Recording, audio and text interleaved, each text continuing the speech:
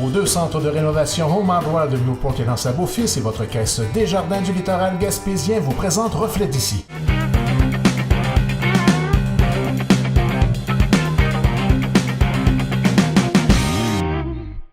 Bonjour mesdames et messieurs et bienvenue à la section entrevue de votre émission Reflet d'ici.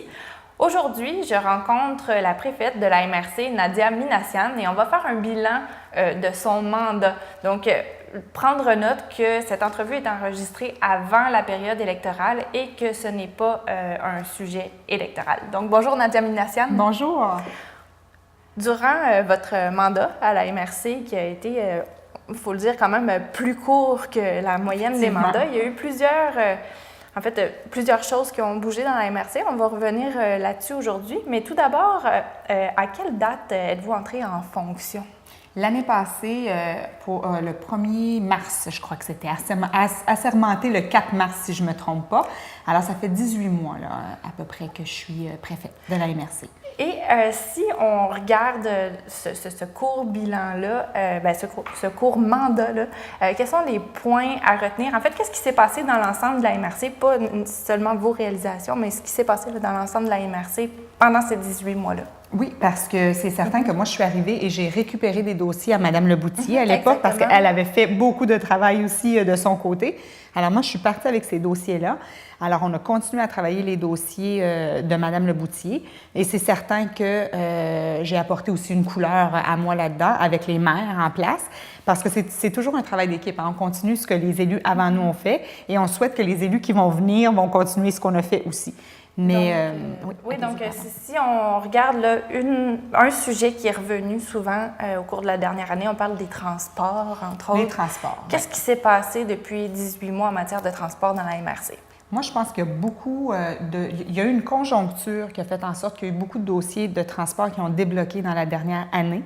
Il y a eu le fameux dossier de la 132, en fait, qui est un dossier qui est annoncé depuis 2008. Depuis 2008, le nouveau tracé entre Pabot-Mills et Newport était déterminé.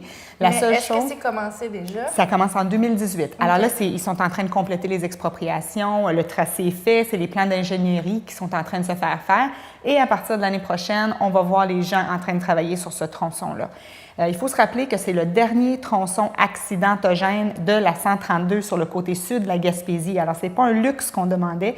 Il y avait réellement un problème avec cette section du tronçon-là. Et la 132, là, on peut parler d'aéroport, de train, mais il reste que la 132, c'est notre moyen de transport le plus important actuellement en Gaspésie. Alors, on ne doit pas laisser tomber ces dossiers-là non plus. Absolument. Puis pour ceux qui connaissent moins le tronçon, quel était l'endroit qui était problématique? Qu'est-ce qui se passait là? C'était des courbes qui étaient vraiment dangereuses, qui sont même plus aux normes là, de ce qu'on devrait voir aujourd'hui. Et vu que cette section-là, il y a beaucoup de camions qui circulent, ça devenait très dangereux. D'ailleurs, dans la dernière année, je pense qu'on a eu 1 ou 2 camions là, qui ont renversé dans cette partie-là. On a été chanceux jusqu'à date de ne pas voir de décès là, dans cette section. Alors ça, c'est un dossier qu'on a travaillé avec la Ville de Chandler. Ça faisait longtemps que la Ville travaillait ce dossier-là et ils nous ont demandé de les accompagner là-dedans pour mettre une petite pression supplémentaire parce que là, on voulait absolument que ça soit réglé et le dossier s'est dénoué au début de l'année passée. Alors ça a été une des bonnes nouvelles qu'on a reçues. Le dossier du train, le fameux dossier du train que le gouvernement est venu annoncer 100 millions pour le rail jusqu'à Gaspé. Ça, c'est un dossier de conjoncture. La situation qu'on a aujourd'hui n'est pas la même situation qu'on avait 3 ou 4 ans passés. Alors, on n'aurait pas pu anticiper à l'époque qu'aujourd'hui, on aurait fait autant de travail pour ramener le rail jusqu'à Gaspé. Par contre, on a des nouvelles entreprises qui se sont commis d'utiliser le rail, qui ont besoin du rail pour être capables de se développer. Je pense pour ceux qui croisent des pales d'éoliennes sur la 132 régulièrement, on a hâte que ça puisse tout être redirigé vers le rail pour éviter de circuler sur notre route quotidienne là, qu'on utilise. Alors ça a été un dossier qui a été travaillé avec les autres préfets de la région. C'était un bel exemple de dossier de concertation régionale parce qu'on a su en Gaspésie avoir une voie commune et je suis convaincue que ça a été un des points qui a fait dénouer ce dossier. Il y a eu des compromis à faire aussi dans le dossier du rail. Je veux dire, au départ, les demandes étaient de ramener le rail dans son état original où on pouvait avoir un transport de passagers. Finalement, il y a des compromis qui ont été faits. Là, présentement, on parle de le rénover pour permettre le transport de marchandises légères, donc même pas tous les types de marchandises. Par contre, somme toute, est-ce qu'on peut dire qu'il y a un pas qui a été fait? Il y a un pas qui a été fait. D'ailleurs, quand l'annonce a été faite pour le 100 millions, ce qui était le plus important, c'est la création d'un comité régional, qui allait travailler avec le gouvernement pour s'assurer de la mise en œuvre, le déploiement de ce 100 millions-là. Et c'est vraiment la région qui travaille avec les fonctionnaires pour être sûr que ce soit déployé le plus efficacement possible. C'est là que les compromis viennent en ligne de compte, où avec eux, on négocie avec les ingénieurs, tout ça, on regarde qu'est-ce qu'on est prêt à mettre de côté ou pas. Mais je vous dirais que jusqu'à date, on parlait de 10 ans pour amener le rail jusqu'à Gaspé. Les gens disaient que ça n'avait pas d'allure, et ça n'avait pas d'allure d'ailleurs. Suite à plusieurs rencontres, on est en train de voir raccourcir ce délai-là. Je pense qu'on va avoir des belles surprises dans pas longtemps. Puis pour les gens de la baie des Chaleurs, parce que quand on regarde, par exemple, l'année dernière, il était question de ramener le train seulement jusque dans la baie des Chaleurs, mais de pouvoir transporter sur ce tronçon-là absolument tous les types de marchandises. Là, maintenant, on parle de ramener jusqu'à Gaspé, mais d'oublier pour l'instant, du moins, certains types de transport. Comment est-ce que ça a été perçu, ça, en préfet? Est-ce que ça a joué du coude? Je ne vais pas dire que ça a joué du coude. Ce que je peux dire, par exemple, c'est qu'on s'est tous parlé, on a tout mis sur la table et la baie des Chaleurs a démontré un grand niveau de concertation avec la région parce qu'ils auraient pu dire tout simplement qu'ils ne voulaient pas supporter la région, continuer à faire ce qu'ils faisaient et ils auraient eu le rail chez eux. Mais la réalité, c'est qu'ils ont compris la nécessité de la région à avoir ce dossier-là. Alors moi, je remercie mes collègues dans la baie des Chaleurs de ça parce que je pense qu'ils ont vraiment fait un bel appui à Gaspé et à Rocher-Percé dans le dossier du rail. Maintenant, si on reste toujours dans le domaine des transports, bien sûr, il y a l'avion dans la MRC du Rocher-Percé. C'est un dossier qui est travaillé depuis longtemps. En fait, il y a plusieurs MRC qui aimeraient avoir le statut d'aéroport régional chez elles. C'est le cas aussi de la MRC du Rocher-Percé. Ça, où en est le dossier? Ça, c'est un dossier que j'aurais aimé pouvoir vous dire aujourd'hui qu'on a été plus loin que où on est actuellement dans la MRC. C'est pas par manque de volonté, remarquez, là, on a travaillé fort dans ce dossier-là, mais c'est un dossier qui a beaucoup d'enjeux. Quand on parle d'enjeux de concertation, il va falloir que la région ait une grande maturité pour être capable de choisir un aéroport régional. Je regarde l'approche autrement. Avons-nous vraiment besoin de nommer un aéroport régional? On est une région côtière. On sait qu'on va toujours avoir l'enjeu des atterrissages problématiques. Alors, actuellement, on le voit à Gaspé, l'avion n'atterrit pas aussi souvent qu'on aimerait. Dans Rocher-Percé, même si on a une topographie idéale pour avoir l'aéroport chez nous, ça va arriver aussi que parfois l'aéroport ne soit pas en mesure de recevoir un avion. Est-ce qu'il y a moyen que les régions travaillent ensemble? Et là, c'est cette approche-là qu'on essaye de voir. Est-ce qu'il y a moyen de collaborer ensemble pour augmenter la desserte aérienne en Gaspésie? Il y a des discussions qui ont lieu. On n'en parle pas beaucoup parce que c'est des dossiers qui suscitent beaucoup d'émoi dans les médias et tout ça. Alors, on essaye de tout travailler un petit peu sous le radar. Par contre, il y a une chose qui est sûre. Peu importe où on va dans ce dossier-là, l'aéroport du Rocher-Percé a besoin d'un investissement majeur. Et ça, on le travaille. On le travaille avec le gouvernement. On n'est pas le seul aéroport, le seul aéroport dans cette situation-là. Alors, on est plusieurs régions du Québec qui travaillons ensemble pour être sûr que le gouvernement reconnaisse l'importance de tout ce qui est aérien dans les régions du Québec et qui mettent des investissements nécessaires pour s'assurer que leurs installations aéroportuaires sont à niveau. Alors, je siège là sur quelques comités où on est en train de faire des représentations au niveau du gouvernement pour avoir des investissements dans notre milieu. Très bien. Donc maintenant, la MRC du Rocher-Percé, ce n'est pas non plus qu'un monde de transport, bien sûr. Non. On va parler d'autres sujets qui ont bougé au cours des derniers mois. Si on se penche, par exemple, sur le plan social, qu'est-ce qui s'est passé dans la MRC du Rocher-Percé? Sur le plan social, moi, je vais vous dire un dossier que je pense qu'on devrait être très fiers comme MRC, c'est la politique sportive. Alors, la politique sportive, même s'il y en a qui vont dire est-ce que c'est vraiment social, c'est très social.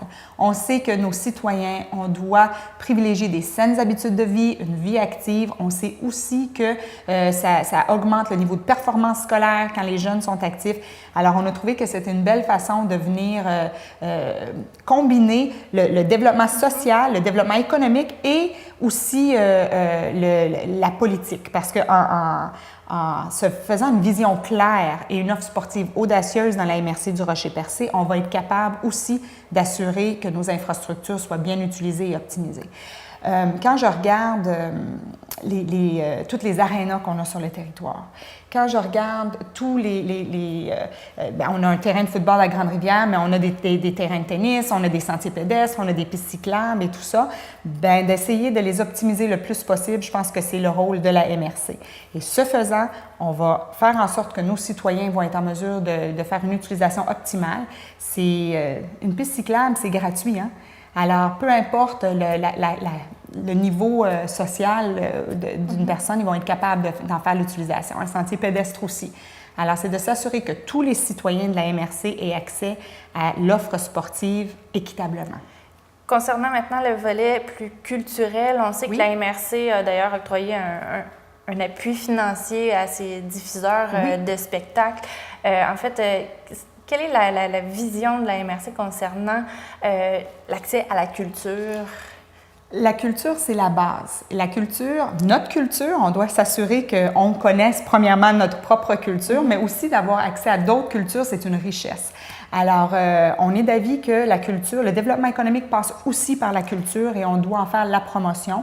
La MRC a signé des ententes avec le gouvernement pour avoir des fonds et un plan d'action qui va être déployé sur les 3 prochaines années. D'ailleurs, c'est la Maison de la culture de Grande-Rivière qui déploie ce plan-là pour la MRC du Rocher-Percé. Donc, il y a plusieurs pôles culturels dans la MRC. Qu'on regarde, par exemple, Sapineur à Chandler, qui est un diffuseur de spectacles.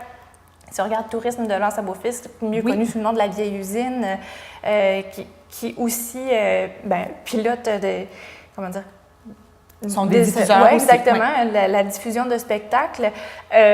Ensuite, il y a la Maison de la culture de Grande-Rivière qui, elle, coordonne des projets à l'échelle de la MRC.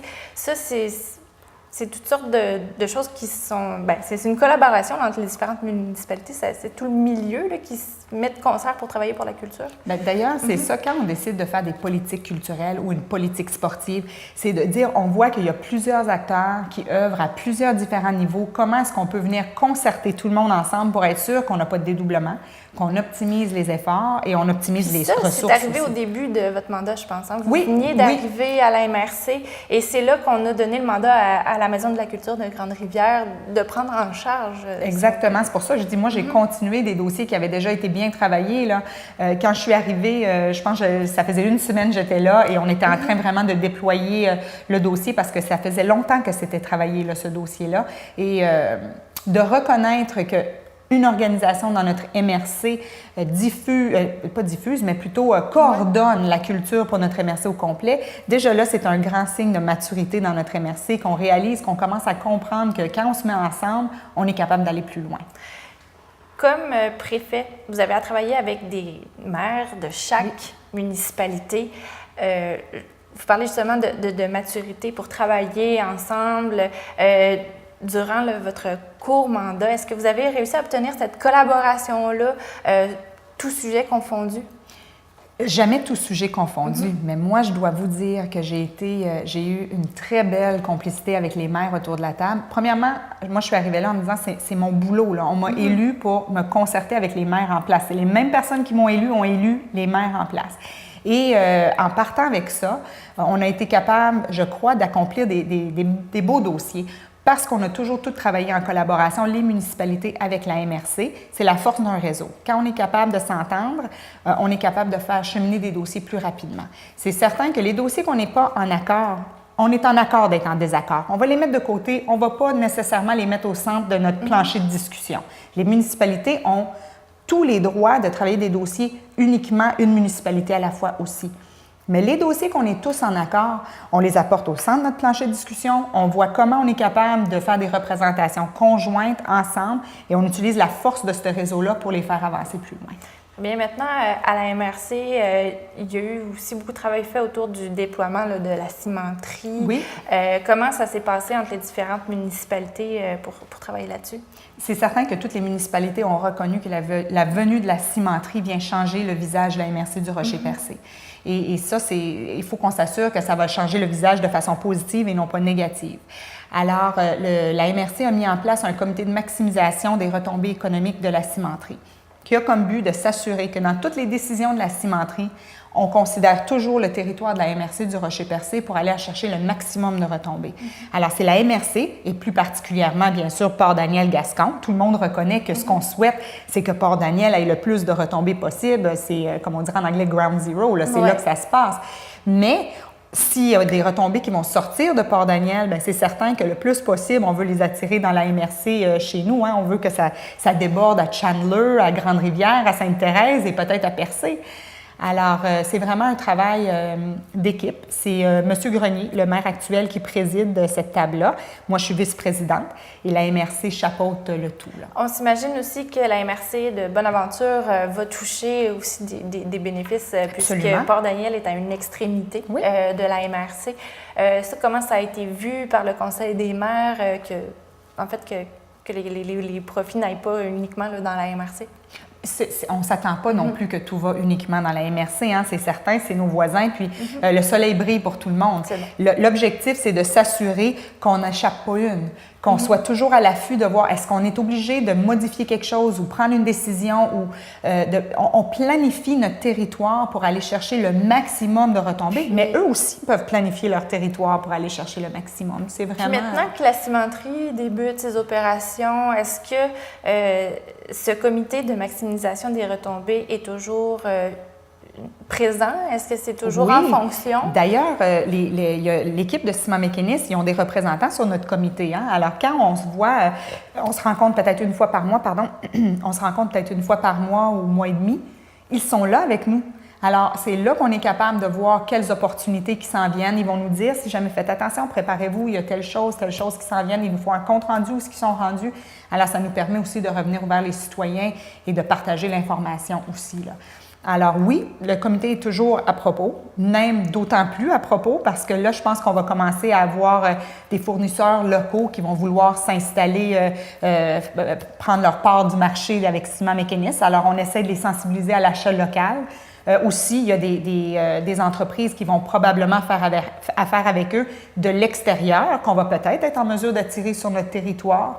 Alors, c'est vraiment dans cette optique-là là, qu'on travaille avec eux. Très bien. Maintenant, des dossiers qui, par exemple, seraient sur la table depuis les 10 derniers mois ou même avant, qui ne sont pas réglés, mais qui sont en cours à la MRC, qu'est-ce qu'on pourrait nommer? Deux dossiers qui me viennent à l'esprit rapidement. On a parlé d'un, c'est l'aéroport, qui est vraiment pas sur la glace. C'est un dossier qui est constamment en activité et qu'on continue à travailler. Mais comme j'ai mentionné, les gens peuvent me consulter si jamais ils veulent de l'information, mais j'essaie de ne pas trop médiatiser parce que ça suscite vraiment de l'émotion, ce dossier-là.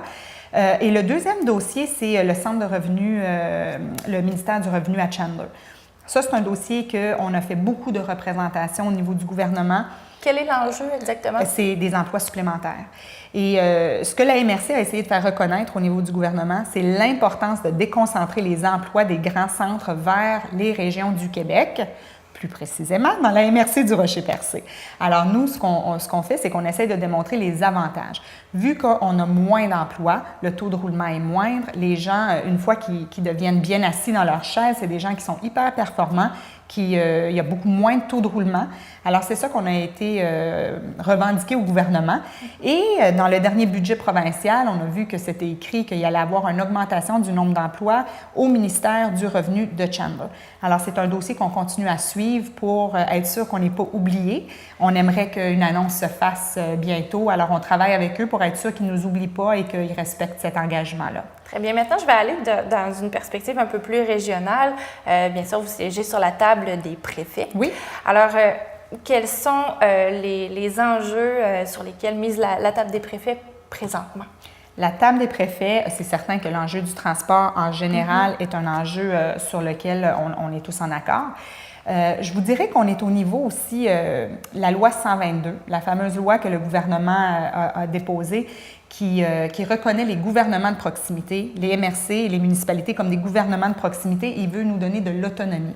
Mais en région, on trouve qu'il y a certains volets de cette loi-là qui n'ont pas nécessairement fait preuve de reconnaissance envers les municipalités et les MRC. Alors là, régionalement, on est en train de faire connaître notre point de vue au niveau du gouvernement, notamment sur le phare. Si on regarde le phare, le fameux programme qu'on veut verser dans la région, mais que ce n'est pas les MRC qui ont le contrôle. Pour mise en contexte, avant, il y avait le programme PHARE qui réservait une enveloppe spécifique à la Gaspésie, oui, qui est remplacé par le programme PHARE, si j'ai bien compris. C'est ce qu'il ne faut pas qu'il arrive, d'ailleurs. Bon, c'est ça. On n'a pas écho non plus que c'est ce qui va se passer. On veut juste anticiper on veut être sûr que ça ne se fasse pas. Le FAIRE, c'est un fonds qui a été dédié uniquement à la Gaspésie pour des investissements dans la région. Et qui se termine. C'est un ça programme se termine en mars 2018, effectivement. Ça, c'est un dossier que les préfets ont décidé de travailler ensemble pour faire reconduire cette mesure-là qui était très importante pour la région. Le phare, c'est autre chose. Le phare, c'est vraiment un fonds d'appui au rayonnement régional. Il faut qu'il y ait au moins 2 MRC à la fois qui sont dans un projet ensemble. Alors, c'est des projets conjoints, mais qui ont un rayonnement régional. Alors, c'est complètement autre chose. Mais c'est intéressant quand même. Donc, vous aimeriez que, malgré tout, une enveloppe dédiée à la Gaspésie là, pour pouvoir continuer d'avoir des projets spécifiques? Absolument, parce que les projets spécifiques, le FAIRE, l'intérêt du FAIRE, c'était aussi qu'un projet peut se dérouler à Port-Daniel, à Chandler, n'importe où. C'est un projet. Est-ce que c'est intéressant pour la région? Oui, on investit. Tandis que le phare, ça doit absolument être des projets qui ont une portée régionale. Ça veut dire qu'il faut démontrer qu'il y a plus qu'une MRC qui en bénéficie. Alors, ça devient un petit peu plus... C'est des dossiers, j'imagine, qui se travaillent aussi avec le volet CLD, en fait... MRC maintenant, parce que le CLD exactement, est le volet dans la MRC. Oui. Donc, c'est des projets et aussi... comment dire, des modes de financement qui sont discutés avec plusieurs partenaires, plusieurs niveaux dans le milieu. Oui, mais tout ce qui est le dossier du phare est carrément géré par la table de préfet. Alors, c'est vraiment la table de préfet.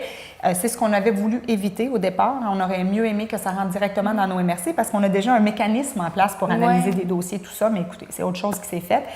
Mais c'est le genre de dossier qu'on travaille régionalement. Les hydrocarbures, prendre des positions régionales qui touchent tout le monde. Avec les nouveaux projets de loi, justement, concernant les distances séparatrices, la possibilité de forer dans certains cours d'eau, est-ce qu'il y a eu des discussions là-dessus?